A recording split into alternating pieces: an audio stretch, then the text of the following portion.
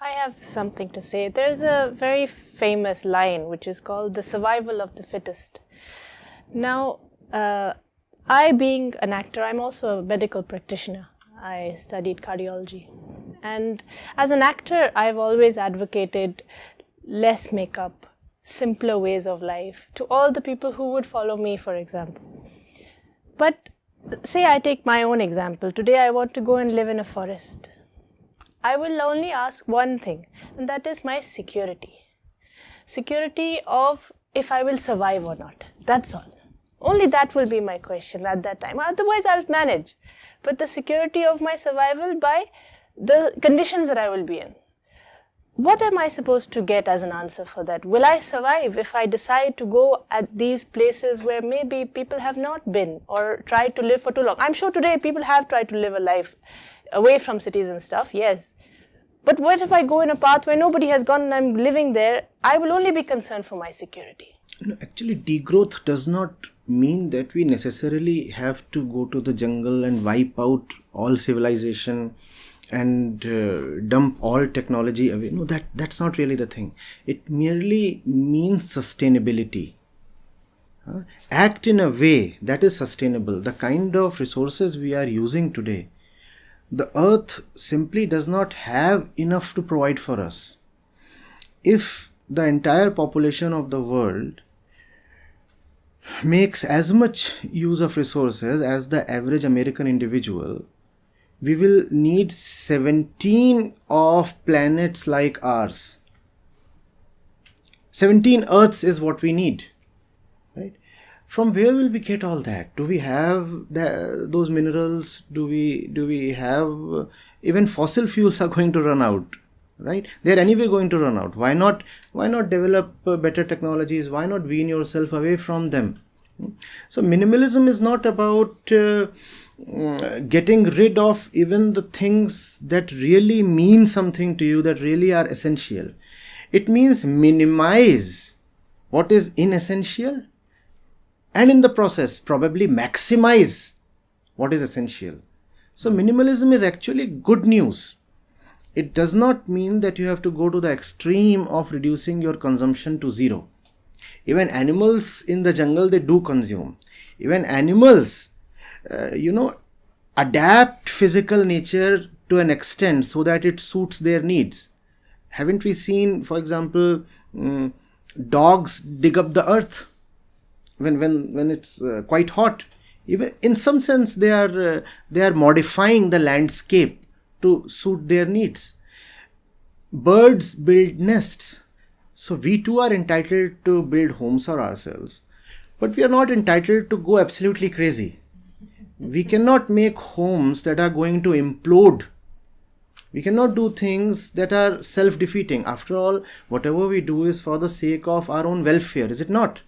We want to do good to ourselves. But what if that which we are doing is so mindless that it is another step towards our own destruction? That's the thing that we need to think about. Climate change is actually a crisis of consumption. It's just that the common man is anyway not in a position to consume a lot. He has the intention to consume a lot, definitely, but not in a position. Given a chance, he would binge on consumption. No doubt about it. No doubt about it. Total glutton. But the ones who are actually in a position to consume today, they are the ones who are contributing in a big way, and they ought to be stopped in their tracks. There need to be regulations, there need to be taxes, and when they are stopped, that would also send the right message to the common population, because they are the ones admired as role models. If they are stopped, not only are they stopped, they also need to be kind of publicly censored or reprimanded for the kind of irresponsible lifestyles they are not only living but actively advertising to others. What they today do there, up there, becomes the aspiration of millions of peoples down here. So if we want to change these people, it has to start from there. It's just that even if it has to start from there, these people have to raise a big clamor. Today's children, the moment they come out of the womb, they want a telephone. That's how they are, right? I don't know if they are enlightened enough or they have the consciousness enough to be taught or to accept these things that, okay, our forefathers left us this life. The future kin are already in the mood to go way beyond consumption that we can even imagine. They have exceeded already at that age. Today, 2-3-year-olds don't want to have, I don't know, simple things which we were given when we were 2 and 3. They want to have gadgets and technology, and they want to consume way more than we ever consumed. So how do you increase the consciousness or give them the, collectively make them appreciate a lot more even the information that you're providing? Even this that we are doing here is a collective exercise in education. So it's education that matters a lot. Huh? What we are saying here will go to a lot of people. The kids can be trained either way. We have both the things present within ourselves.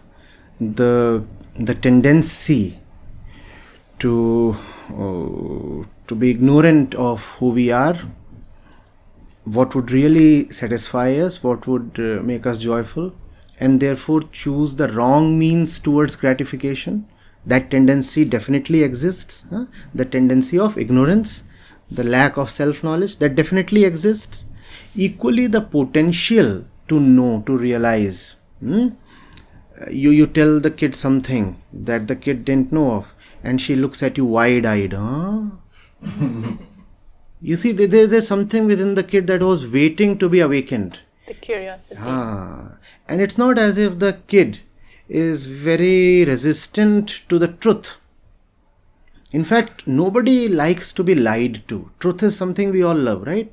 Does anybody like a deceiver who keeps hiding facts to you, who does not tell the truth to you? Nobody likes that. So there is something within us that loves the truth. And it's present right since when we are an infant. So if you tell these things to them, and if you can tell these things to them in an interesting way, in a far more interesting way than we have managed here, especially me. So I'm a bad storyteller in that sense. But if we can manage to be more interesting to our kids and tell them these things and show them that the bird that's there, we are killing her both actively and passively. If we can, the kid might not really comprehend numbers and correlations and coefficients and stats, but the kid definitely knows the bird. And if you tell the kid that what we are doing is killing the bird, and the bird will soon no more be there. Not only will the bird no more be there, even the possibility of more birds will vanish. The tree itself won't be there. And the temperatures would get so bad that the entire species of the bird would be extinct. It would mean a lot to the kid. I know of kids, they saw one of those government-sponsored visuals that told that if you chew tobacco, you get cancer. And the kid successfully managed to make his grandfather quit tobacco. And the grandfather was habituated to tobacco since decades. But the kid successfully managed that. So kids have a lot of power because they have not been yet terribly socially conditioned. Yeah. So that's the reason why in my endeavors I try to reach out to young people as much as possible. Kids, I do not have much access to them, but young people, and they are the ones because who will be the worst sufferers, right? The older ones would be gone. The tragedy would blow up in all its disastrous effects in another 10-20 years.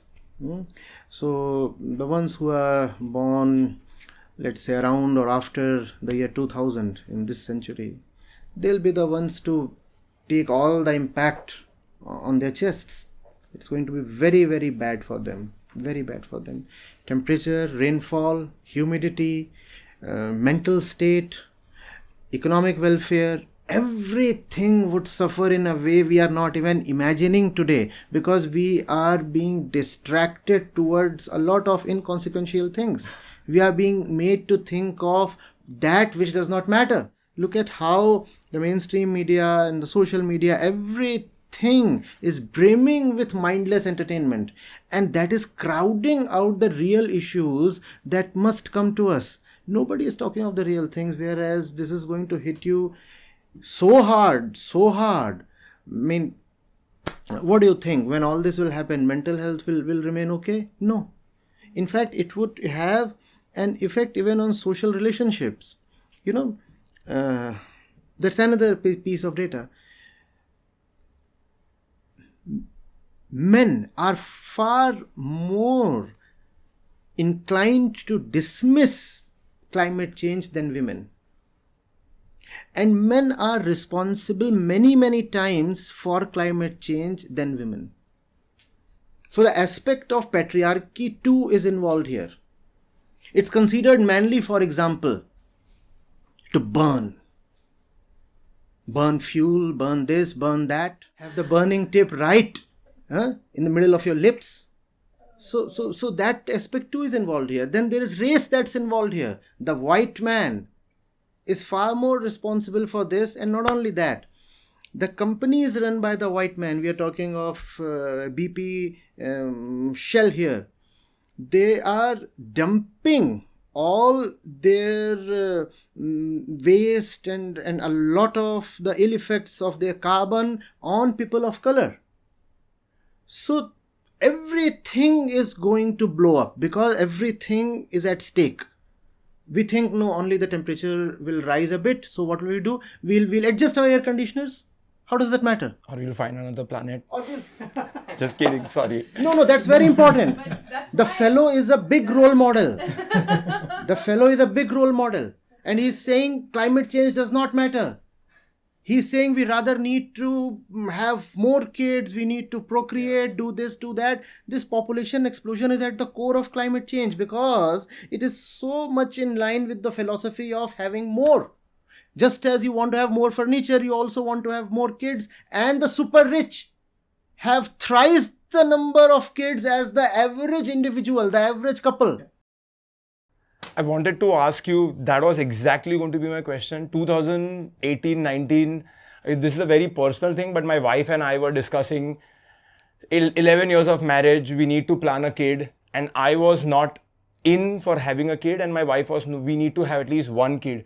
Because I was constantly contemplating over ethics of having a kid, not just from the aspect that, hey, we are going to be producing another consumer. So I was thinking, here's the massive amount of contribution that I'm going to create, do for climate change contribution. But then also bringing a kid in this kind of a world where there's so much mental stress, so much of this happening. So I wanted to get your sense, because there's also this constant thing of us, human race, also surviving. If we don't procreate, how are we going to survive? So many of these things that happen. Just today, if you look at the newspapers, China, Xi Jinping, he says China needs more kids. So we are going to tweak with policies so that China has more kids. Otherwise, it's going to interfere with economic growth. We need more hands, more workers, more young people. And if we don't have kids, how will we have all of that? So, you see, I used to have this position till around 4 or 5 years back. Kindly desist from having any kids at all. It's just that we want people to be cooperative. And being in public life, I have learned that if we take extreme positions, what we get is extreme reactions.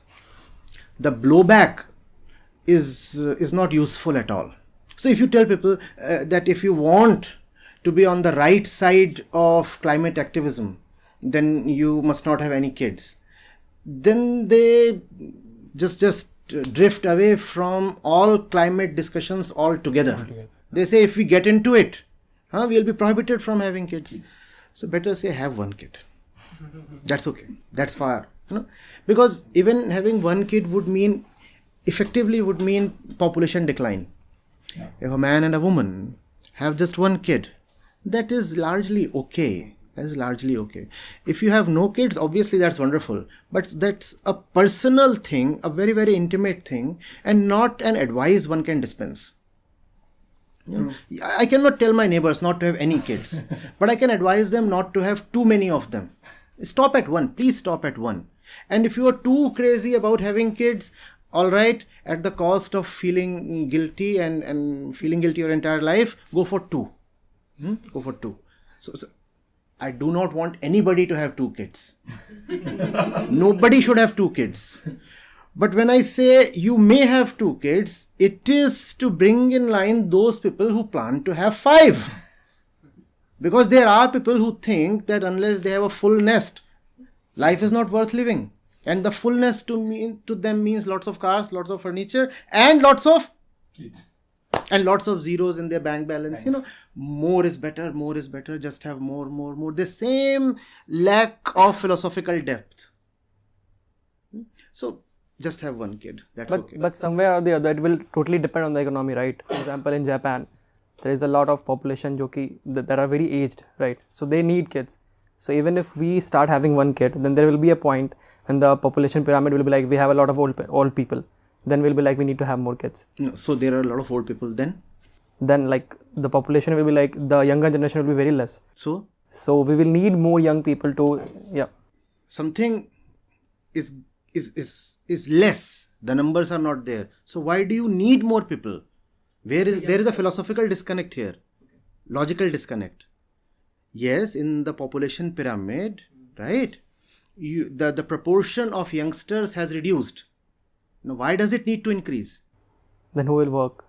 Why do you need to work? The workforce will need people, right? To sustain the... 80% of Britons say that their work does not meaningfully contribute to the world at all. The ones who have understood life, they are talking about reducing work hours as much as possible. What is this obsession with work? Do you understand its philosophical basis? What you are saying is, unless I work, how will I get more and more and more? Why do you need to work so much? Is life there to slog? And if you have to slog for the right reasons. Why do you need to just work and work? We have to uphold the economy. Why do you have to uphold the economy? Why do you have to uphold the economy? How is the economy a holy cow? What's so sacred about the economy? Please tell me. Do you want welfare or do you want economics? And economics is not necessarily contributing to welfare. We'll need to take this head on. It's all right to not have great GDP. It's all right not to have great income. I'm not saying that you should rush towards bankruptcy. No. Don't quote me in an extreme sense. But I'm asking you, how is it important to have scorching pace of economic development? How? Let it be there. Fine. You are doing well. At this moment, do you really bother how much money do you have? There is something more important, something far more engrossing going on. And all those thoughts are not there. All those thoughts come to you when this thing is not there. This is what is sacred. That is not sacred. That at most is a facilitator. That helps you buy these cameras. But is it these cameras that we live for? No. If we do not have this, these cameras are meaningless. What is important? This discussion or the money that buys these cameras? And remember, were we not obsessed with money as a society, were we not that obsessed, we wouldn't have needed to record this on camera.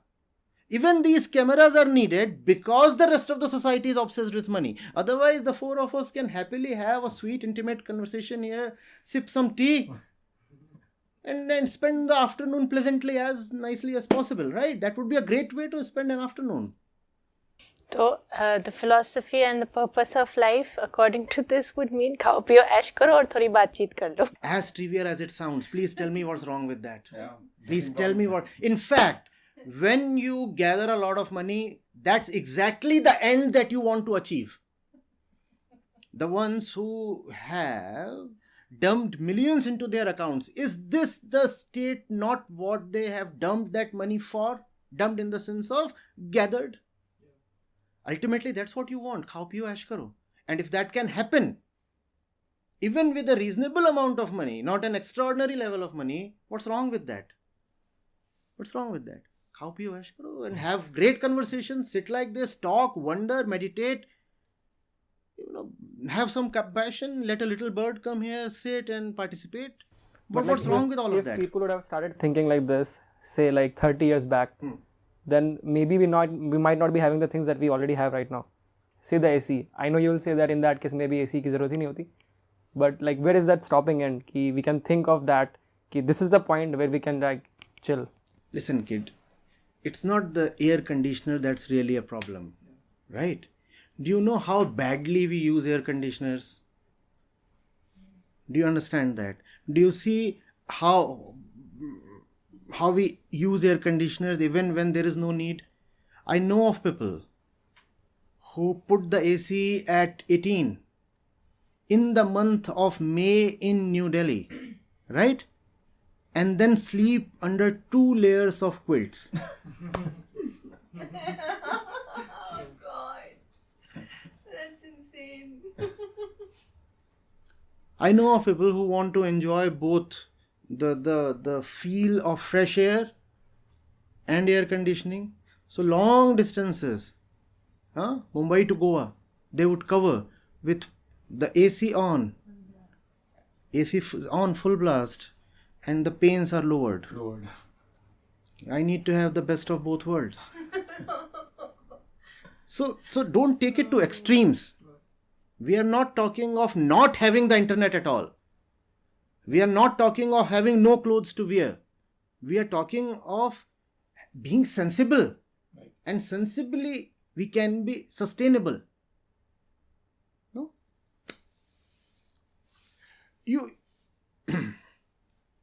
She was wondering yesterday, why does Bombay have so few SUVs? You have luxury cars here, not so many SUVs. I said, because the value system is different. Delhi, if you are somebody, you need to show it off by having a Fortuner. It's muscular. Do you see the patriarchy there? And that's the land of patriarchy. Bombay is a bit more feminine, at least more balanced. So people don't feel the need to have huge trucks. Fortuners, this, that. So you have more Mercs here, BMWs here. Not saying that everybody must have a Merc or a BMW. Not saying that. But just pointing out how our consumption is driven by our false values. That consumption is not driven by our real needs, but by our false values. Real needs, I'm all in favor of addressing them. Right? You need a vaccine. We must have an industrial complex to develop vaccines. You need computers. We must have all the technological growth possible. We must be able to launch satellites. We must be able to go to other planets. It's the intention I'm talking of. Are you going there to exploit that planet, or are you going to know that planet? What is science for? To know or to have exploitative technology. You get into the core of the atom to have nuclear energy, which is clean, or to have a Hiroshima. The intention is what I'm talking of. We need to know who we are, why we exist, and that's when we'll be able to put some limit to our lust for consumption.